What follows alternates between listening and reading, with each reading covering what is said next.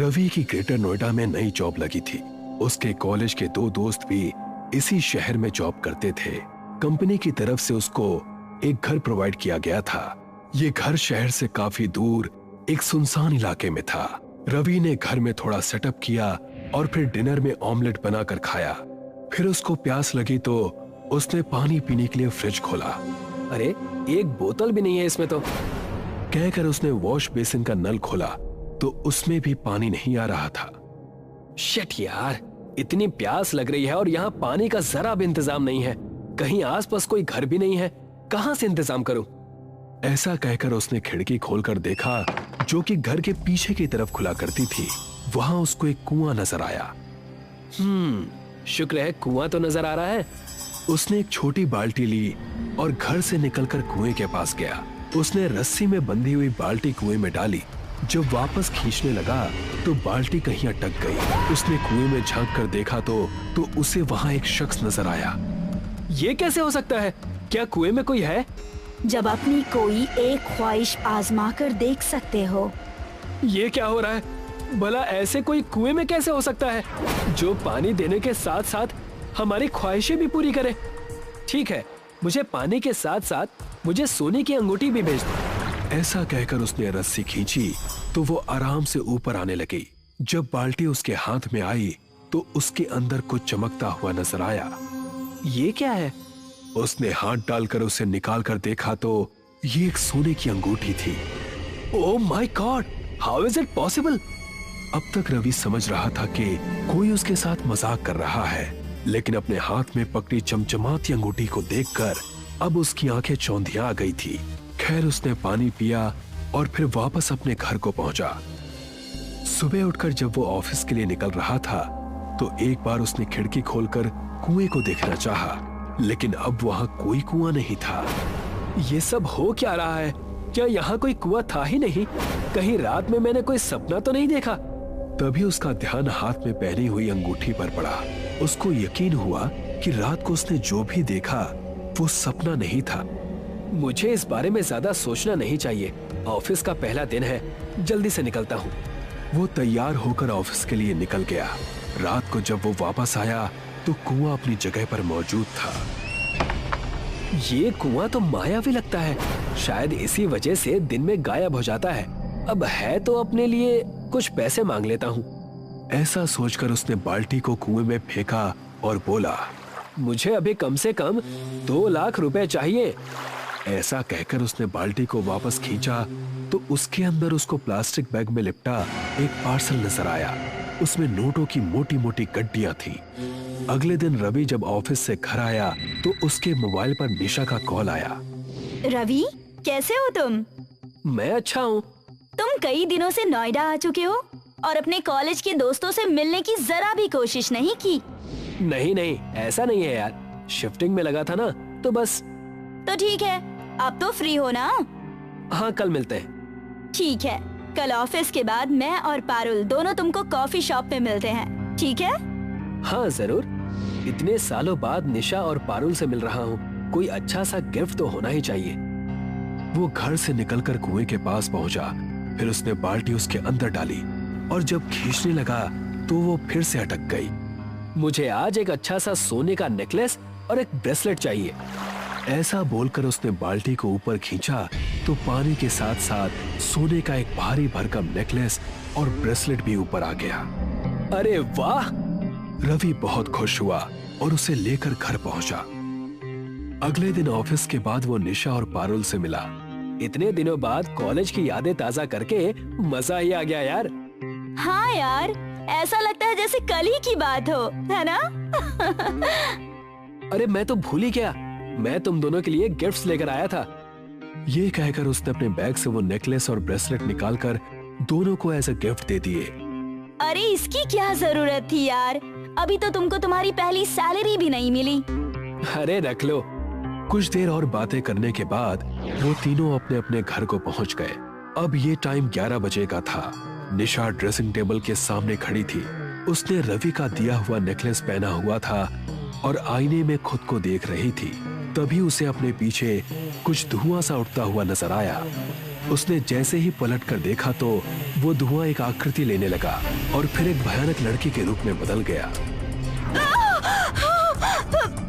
उस लड़की ने निशा का गला पकड़ा और उसको पीछे की तरफ ऐसा धक्का दिया कि निशा का सर ड्रेसिंग टेबल के आईने को तोड़ता हुआ उसके पार हो गया। निशा की गर्दन कट गई और वो जमीन पर ढेर हो गई।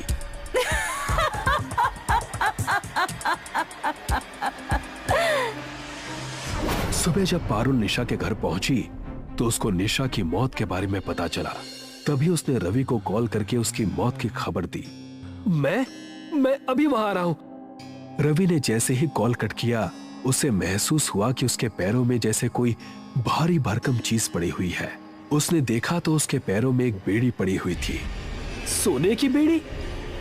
अब रवि ने देर नहीं की, वो उसी टाइम जाकर पारुल से मिला और उसने उसको सब कुछ बता दिया। रवि, मुझे तो ये सब बहुत अजीब लग रहा है। उस कुएं के बारे में अच्छे से जाने बिना तुमको उससे ख्वाहिशें नहीं मांगनी चाहिए थी। आज रात तुम उस कुएं पर जाओगे तो मैं छिपकर देखूंगी। तुम उससे पूछना कि इस बेड़ी का तुम्हारे पैरों में आने का क्या मतलब है। रात को रवि कुएं पर पहुंचा और पारुल छिपकर सब कुछ देख रही थी। मुझे बताओ कि तुम कौन हो? मेरे पैरों में ये बेड़ी किस लिए आई है? इस कुएं से तुम अपने फायदे के लिए कुछ भी मांग सकते हो, लेकिन जो भी तुम इस कुएं से मांगोगे उसका इस्तेमाल सिर्फ तुम ही कर सकते हो। अगर तुमने वो चीजें किसी और को दी तो उनको अपनी जिंदगी से हाथ धोना पड़ेगा। इसका मतलब है कि निशा की मौत भी इसी वजह से हुई? हाँ। मुझे कुछ नहीं चाहिए। तुमने आज तक जो कुछ भी मुझे दिया सब वापस ले लो। तुम जितनी ख्वाहिशें मांग सकते थे मांग चुके। अब तुमको कोई नहीं बचा सकता। इतना कहते ही एक मोटी जंजीर कुएं से निकली और उसके पैरों में पड़ी बेड़ी में बंध गई। धीरे धीरे जंजीर उसको कुएं की तरफ खींच रही थी। मुझे छोड़ दो, मुझे कुछ नहीं चाहिए। अब तुमको कोई नहीं बचा सकता। तुमने जो कुछ भी लिया है अगर वो सब वापस कुएं में डाल दो तो ही तुम बंधन से मुक्त हो सकते हो। लेकिन अफसोस ऐसा नहीं होगा। सुबह होने से पहले ये बेड़ियां तुमको कुएं के अंदर ले जाएंगी और उसके बाद तुम हमेशा के लिए मेरे साथ इसी कुएं के अंदर रहोगे। अब पारुल ने देरी नहीं की। वो रवि के घर गई और उसने कबर्ड में रखे हुए पैसों का पैकेट निकाला। वो जैसे ही मुड़ी तो पहले से ही भयानक लड़की पीछे खड़ी थी। तभी पारुल ने अपने हाथ में पहना ब्रेसलेट उतार दिया। ऐसा करते ही वो उससे अलग हो गई। फिर पारुल तेजी से घर से निकलकर कुएं की तरफ भागी। पास ही वो लड़की उसको खा जाने की निगाहों से देख रही थी। उसने रवि की उंगली से अंगूठी उतार ली। नहीं! पारुल ने देर न करते हुए पैसों का पैकेट, ब्रेसलेट और वो अंगूठी कुएं में फेंक दी। वो बहुत जोरों से चिल्लाई। कुएं से पानी ऊपर उठा, एक भंवर सी आई और उस लड़की को अपने साथ कुएं के अंदर ले गई और सब कुछ शांत हो गया। Thank you Parul. ऐसा कहकर रवि उसके गले लग जाता है। किसी गांव में एक किसान की पत्नी और उसका बेटा रहा करते थे। किसान की कुछ वर्षों पहले ही मृत्यु हो चुकी थी। किसान अपने गांव का जाना माना और ईमानदार व्यक्ति था, किंतु उसका बेटा बिल्कुल ही निकम्मा था। वो कोई भी काम नहीं करता था। किसान की मृत्यु के बाद जो कुछ घर में था वह सब खत्म हो गया था। यहाँ तक कि बर्तन भी बिक गए। उसकी माँ उससे रोज कहा करती थी, बेटा कुछ काम कर, घर का खर्च कैसे चलेगा। लेकिन बेटा एक भी नहीं सुनता था और पूरा दिन अपने दोस्त यारों के साथ मस्ती में घूमने फिरने में लगा देता था। बेटा, आज घर में खाने के लायक कुछ नहीं बचा है। अब कुछ ना कुछ काम करो वरना भूखे ही मर जाएंगे। ठीक है माँ, मैं आज ही मंडी जाता हूँ और कुछ मजदूरी का काम करता हूँ। किसान का बेटा पूरे दिन मंडी में भटकता रहता है, लेकिन उसे उसके लायक कोई भी काम नहीं मिलता, क्योंकि उसने कभी कोई काम किया ही नहीं था। वो उदास होकर घर लौट आता है और माँ को सारी घटना बताता है। कोई बात नहीं बेटा, कल फिर जाकर कोशिश करना, कुछ ना कुछ काम जरूर मिल जाएगा। नहीं, मैं कल मंडी नहीं जाऊंगा। कल मैं शहर जाऊंगा। शहर में जाकर कुछ काम करूंगा और अच्छा पैसा कमा लूंगा। ठीक है बेटा, कल तुम सुबह ही शहर के लिए रवाना हो जाना। मैं तुम्हारे खाने के लिए कुछ बांध दूंगी। सुबह उठकर उसकी माँ पड़ोसी से कुछ अनाज और चावल लाती है और भात रोटियां बनाकर बांध देती है। बेटा, इसमें कुछ भात और रोटियां हैं। अगर रास्ते में भूख लगे तो निकाल कर खा लेना। ठीक है माँ, मुझे भूख लगेगी तो खा लूंगा। बेटा शहर की तरफ चल देता है और जंगल से गुजरता है, किंतु उसे चलते चलते जंगल में ही बहुत देर हो जाती है और शाम हो जाती है। कुछ दूरी पर वो देखता है कि एक पीपल का वृक्ष है और उसके पास कुआं है। उससे उत्तम रुकने की कोई जगह नहीं होगी, ये सोचकर वो वहीं पर रुक जाता है। उसे भूख भी लगने लगती है। वो गठरी खोलता है, उसमें से 4 रोटी निकालता है। वो उन्हीं 4 रोटियों को कुएं के चारों कोनों पर रख देता है और जोर से चिल्लाता है, 1 खाऊं कि 2 खाऊं कि चारों चपेट जाऊं। उसी कुएं में 4 चुड़ैल रहती थीं। वे चुड़ैल ये आवाज सुनकर दंग रह जाती हैं और कहती हैं, ये हमसे और ताकतवर और बड़ा शैतान कौन आया है कि हमें 1 नहीं 2 नहीं 4 को खाने की बात करता है। नहीं नहीं, हमें मत खाइए, हमें मत खाइए। तुम्हें कड़ाही देते हैं, इसको लीप पोत कर रख देना और कह देना कि सत्य की सांची चुड़ैलों की करैया 56 भोजन बनेंगे और 56 भोजन बनेंगे तो तुम कभी गरीब नहीं रहोगे। ठीक है। बेटा कड़ाही लेता है और घर आ जाता है और माँ को सारी घटना बताता है। माँ कढ़ाई को लीप के रख देती है और बेटा कहता है, हे सत्य की सांची, चुड़ैलों की कढ़ाई 56 भोजन बनन दे, तभी 56 भोजन बनने लगते हैं। और माँ बेटा खाकर बड़े आनंद से रहने लगते हैं। किंतु कुछ समय बाद गांव के जमींदार को पता चलता है और वो अपने नौकरों के साथ आकर उस कढ़ाई को छीन ले जाता है। माँ बेटा फिर से भूखों मरने लगते हैं। कुछ दिन बाद बेटा फिर उसी जंगल में जाता है और उसी कुएं के पास पहुंचता है और चारों कोनों पर 4 रोटियां रख कर कहता है, 1 खाऊं कि 2 खाऊं कि 3 खाऊं कि चारों चपट जाऊं। हमें मत खाओ, हमें मत खाओ, तुम फिर आ गए। तुम्हें कढ़ाई दी तो थी, क्या हुआ उसका? उसे गांव के जमींदार ले गए हैं। एक बकरी ले जाओ, इसे लीप कर खड़ा कर देना और कहना कि सत्य की सांची चुड़ैलों की बकरी सोने की लेडी हगन दे। बेटा घर पर बकरी लाता है और उसे लीप कर खड़ा कर देता है और कहता है, सत्य की सांची चुड़ैलों की बकरी सोने की लेडी हगन दे। देखते ही देखते सोने की लेड़ियों का ढेर लग जाता है और माँ बेटा फिर से आनंद से रहने लगते हैं। किंतु कुछ समय बाद जमींदार को फिर से पता चल गया और वो अपने नौकरों के साथ आकर जबरदस्ती उस बकरी को ले गया। बेटा उसकी माँ फिर से गरीब हो गए। कुछ समय बाद बेटा फिर उसी कुएं के पास जाता है और 4 रोटियों को चारों कोनों पर रखता है और कहता है, 1 खाऊं 2 खाऊं 3 खाऊं कि चारों चपेट जाऊं। चुड़ैल फिर से डर जाती हैं। हमें मत खाओ, हमें मत खाओ, हमने तुम्हें बकरी दी तो थी, उसका क्या हुआ? उसे तो जमींदार फिर से छुड़ा ले गया। अब तुम एक ईंट ले जाओ और इसे लीप कर रखना और कहना, चुड़ैलों की सत्य की सांची ईंट का महल बना दे। बेटा घर पर ईंट लाता है और उसे लीप कर रख देता है और कहता है, चुड़ैलों की सत्य की सांची ईंट एक महल बन जान दे। देखते ही देखते एक शानदार महल बन जाता है, लेकिन जमींदार फिर से उस ईंट को जबरदस्ती ले जाता है।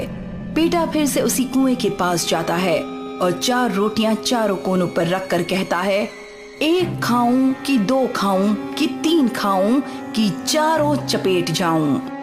नहीं, हमें मत खाओ, हमें मत खाओ, हमने तो 3 चीजें दी थी, लेकिन तुमने एक भी संभाल कर नहीं रखी। हमें ज्ञात है उसको फिर से जमींदार ले गया होगा। अब अब तुम एक डंडा ले जाओ। जब जमींदार और उसके नौकर आए तो इसे लीप कर रख देना और कहना, सत्य की साची चुड़ैलों का डंडा नौकर और जमींदार में लगे लगे होने दे। बेटा उस डंडे को घर पर लेकर आता है। कुछ देर में जमींदार भी अपने नौकरों के साथ आता है। आज क्या लेकर आए, जरा हमें भी तो बताओ। जो भी लाए हो हमारे हवाले कर दो। हाँ जरूर बताएंगे जमींदार साहब, आप जरा ठहरो, अभी बताते हैं। बेटा उस डंडे को लीप कर रखता है और कहता है, चुड़ैलों का डंडा इन नौकरों में और जमींदार में लगे लगे होने दे डंडा। डंडा खड़ा हो जाता है और अचानक नौकरों और जमींदार को पीटने लगता है। जमींदार और नौकर अपने घर की तरफ भागने लगते हैं। डंडा बहुत पीटता है। वे गांव से होते हुए अपने घर की तरफ भागते हैं। जमींदार की डंडे से उसके घर पर भी बहुत पिटाई होती है। कहता है डंडे को रोक लो, डंडे को रोक लो, मैं तुम्हें तुम्हारी चीजें वापस कर दूंगा। बेटा डंडे को रोक लेता है और सारी चीजें लेकर घर वापस आता है। अब उन्हें सारी चीजें मिल जाती हैं और माँ बेटा आनंद से रहने लगते हैं। एक गांव में गजराम नाम का किसान अपनी पत्नी शोभा के साथ रहता था। गजराम का बहुत बड़ा गन्ने का खेत था। गजराम इस बार की अपनी फसल देखकर बहुत खुश था।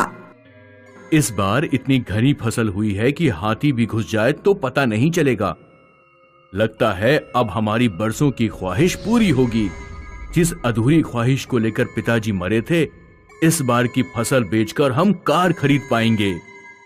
जब गांव वाले हमारे पास कार देखेंगे तो जल भूनकर मर जाएंगे। हमारी पड़ोसी रानी तो बेहोश हो जाएगी और खुद को रानी की जगह नौकरानी महसूस करेगी।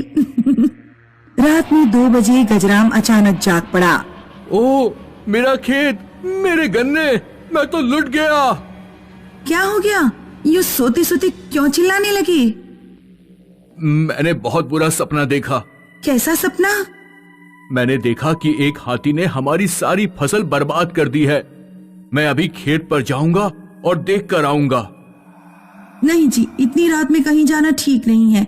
वैसे भी हमारे गांव में भूत प्रेत की घटनाएं होती रहती हैं। अगर फसल खराब हो गई तो हमारा सब कुछ लुट जाएगा। गजराम अपनी पत्नी की बात नहीं मानता और रात में ही खेत की तरफ चल देता है। गजराम खेत पर पहुंचा तो उसने खेत के अंदर से हाथियों की आवाज सुनी, लेकिन उसे कोई हाथी दिखाई नहीं दे रहा था। गजराम ने डंडा लिया और खेत के अंदर घुस गया। हाथी की आवाज लगातार आ रही थी। हाथी राजा, तुम जहाँ भी हो मेरे खेत से भाग जाओ, वरना मैं तुम्हें डंडे मार मार कर मार डालूंगा। तभी एक हाथी उसके सामने आ जाता है। हाथी बिल्कुल काला था। उसके दांत खून से सने हुए लंबे और नुकीले थे। आंखें बिल्कुल लाल थीं। हाथी गजराम को कुचलने के लिए बढ़ता है।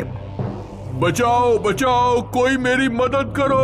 अरे भाई बचाओ, ये हाथी मेरे पीछे पड़ गया है। बचाओ बचाओ। गजराम काफी देर तक दौड़ता रहा। जब उससे और नहीं दौड़ा गया तो वो कुएं के पास रुककर सांस लेने लगा। कुएं से हाथी की सूंड बाहर निकलती है और गजराम को कुएं के अंदर खींच ले जाती है। बचाओ बचाओ। गजराम की पत्नी ने ये सब देख लिया। जब वो कुएं पर पहुंची तो उसने देखा कि कुएं में कुछ भी नहीं है। शोभा चिल्ला चिल्ला कर रोने लगी। अरे लुट गई, बर्बाद हो गई, मेरे कसम को भूतिया हाथी ले गया, ले गया रे, ले गया, गांव वालों ले गया। अब मैं करवा चौथ पर चलनी के अंदर से किसका मुंह देखूंगी। शोभा की आवाज सुनकर गांव वाले अपने अपने घरों से बाहर निकल आए। क्या हुआ? क्यों रो रही हो? हमारी नींद खराब कर दी। तुम्हें नींद की पड़ी है? एक भूतिया हाथी मेरे पति को पुराने कुएं में खींच कर ले गया। भूतिया हाथी? सब गांव वाले पुराने कुएं में जाकर देखते हैं, लेकिन कुआं खाली था। इस कुएं में तो कुछ भी नहीं है। लगता है शोभा पागल हो गई है। मैं इसके पति से रामपुर जाते हुए मिला था। वो 7 दिन बाद लौटेगा। मैं पागल नहीं हूँ। वो रामपुर गए थे लेकिन 2 दिन बाद ही लौट आए थे। एक हाथी भला किसी कुएं में कैसे जा सकता है? चलो गांव वालों, चलकर सोते हैं, ये हमारा टाइम खराब कर रही है। गांव वाले शोभा की बात पर विश्वास नहीं करते और उसे छोड़कर चले जाते हैं। कोई मेरा साथ दे या ना दे, लेकिन मैं अपने पति को वापस लाकर रहूंगी। शोभा कुएं के अंदर घुसती है। उसे कुएं के अंदर एक सुरंग दिखाई दी। शोभा सुरंग के अंदर घुसती गई। अचानक उसने देखा कि सामने से एक भयानक काला हाथी दौड़ता हुआ उसकी तरफ आ रहा है। सुरंग में जगह नहीं थी, इसलिए शोभा को पीछे की तरफ भागना पड़ा। वो सुरंग से निकलकर कुएं में जा गिरी। शोभा ने देखा कि भारी भरकम हाथी उसके ऊपर गिरने वाला है।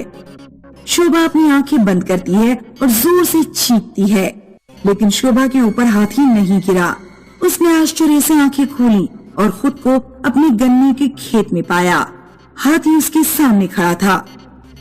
तुम कौन हो? हमें क्यों परेशान कर रहे हो? मेरे पति कहाँ है? 30 साल पहले की बात है। गजराज के पिता सेठ मालीचंद इस खेत पर गन्ने उगाया करते थे। एक दिन मेरे बच्चे ने खेत में से कुछ गन्ने उखाड़ दिए।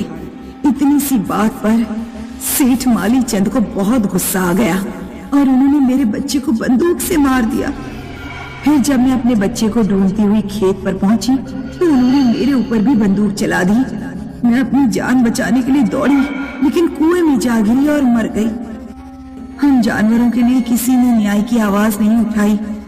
अब तुम बताओ, जब तुमसे तुम्हारा पति छीन गया और फिर मौत तुम्हारे सिर पर खड़ी है, तो तुम्हें कैसा लग रहा है? मैं तुम्हारा दर्द समझ सकती हूँ। मैं अपने ससुर जी की तरफ से माफी मांगती हूँ। मैं खेत में आने वाले किसी जानवर को नहीं मारूंगी, लेकिन मेरे पति को वापस लौटा दो। चाहो तो मेरी जान ले लो, लेकिन मैं अपने पति के बिना नहीं जी सकती। हथेली गजराज को कहीं से वापस ला देती है और फिर गायब हो जाती है। गजराज और शोभा अपनी 1/4 गन्ने की फसल हाथियों और बाकी जंगली जानवरों को खिलाते हैं। सागर का ट्रांसफर एक रिमोट एरिया में हो गया था।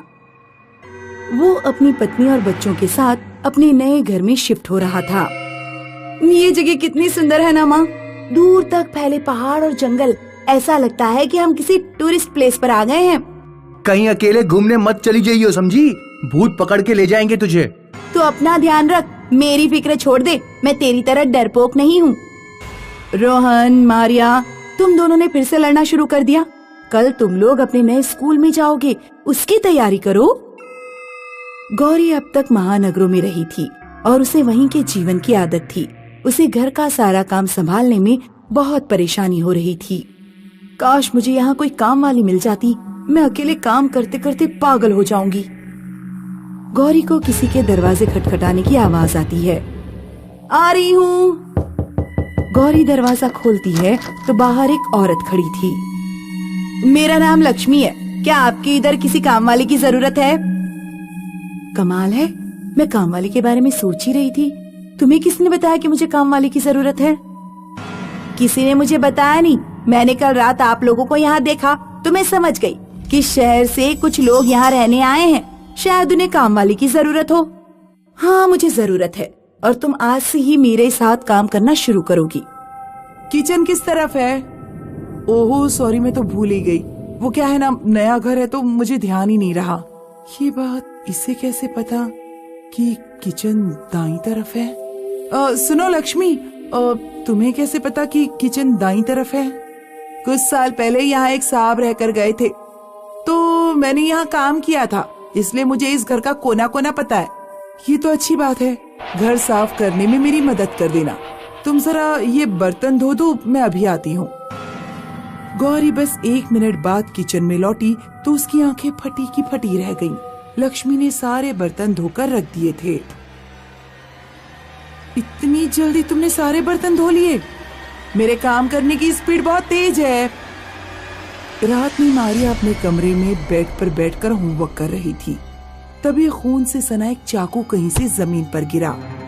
मारिया बेड से उतरकर बेड के नीचे देखती है।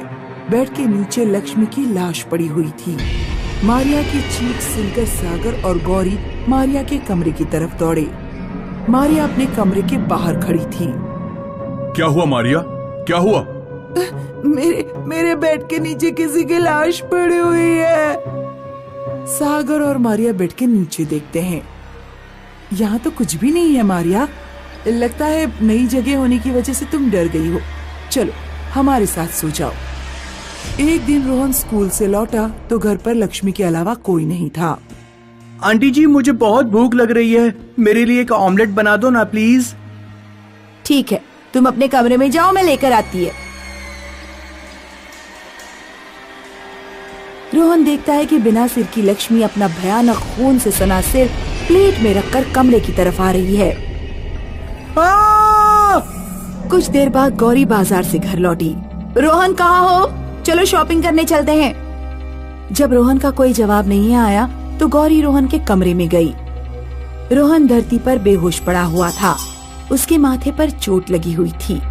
गौरी रोहन को तुरंत कार में डालती है और हॉस्पिटल लेकर जाती है। घबराने की जरूरत नहीं है, शायद आपका बेटा एकदम से जमीन पर गिर पड़ा था, इसलिए सर पर चोट लगी है, कुछ दिनों में ठीक हो जाएगा। हे भगवान, ये सब क्या हो रहा है? उधर सागर ड्यूटी से घर वापस लौटा। बच्चे कहाँ हैं? बच्चे बाहर खेलने गए हैं। सागर गौरी को गोद में उठा लेता है। बहुत दिनों बाद तुम घर पर आज अकेली मिली हो। सागर को पता नहीं था कि वो गौरी के रूप में लक्ष्मी है। असली वाली गौरी रास्ते से घर लौट रही थी। उसे एक औरत मिली। क्या हुआ? मैंने अभी कुछ देर पहले देखा कि आप अपने बेटे को हॉस्पिटल लेकर जा रही थी। हाँ, हम कुछ दिन पहले ही नए घर में आए हैं। हमारे घर में कुछ अजीब सी चीजें हो रही हैं।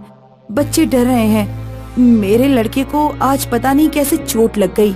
क्या आप यहीं आसपास रहती हैं? हाँ, वो सामने जो घर देख रही है ना, वो मेरा ही है। आपके घर पर कौन कौन है? मैं, मेरे 2 बच्चे, मेरे हस्बैंड और अभी हमने एक काम वाली भी रखी है, लक्ष्मी। शायद आप उसे जानती होंगी। लक्ष्मी? हाँ, लक्ष्मी जो काम करने में बहुत तेज है। लेकिन लक्ष्मी तो 20 साल पहले मर चुकी है। 20 साल पहले एक साहब इस घर में रहते थे। उनकी अपनी बीवी से आए दिन लड़ाई होती थी। लक्ष्मी उन साहब के यहाँ काम करती थी। लक्ष्मी को साहब से प्रेम हो गया। शायद वो साहब भी लक्ष्मी से प्रेम करता था। जब ये बात साहब की बीवी को पता लगी तो बीवी ने एक दिन लक्ष्मी की हत्या कर दी। लक्ष्मी गरीब थी, इसलिए उसकी तरफ से किसी ने आवाज नहीं उठाई। उसकी आत्मा आज भी इस घर में भटकती है जिसमें तुम रह रही हो। गौरी घर की तरफ दौड़ती है। सागर घायल और लड़खड़ाता हुआ घर के बाहर आ रहा था। भागो यहाँ से, अंदर कोई चुड़ैल है, वो तुम्हारे भेष में है। उसने तो मुझे मार ही डाला था, बड़ी मुश्किल से बच पाया हूँ। भागो यहाँ से, भागो। सागर और गौरी अपने बच्चों को लेकर उस घर से दूर चले जाते हैं। जाने से पहले वे दरवाजे पर एक पोस्टर लगा जाते हैं। पोस्टर पर लिखा है, इस घर में लक्ष्मी की आत्मा रहती है, कृपया यहाँ प्रवेश ना करें।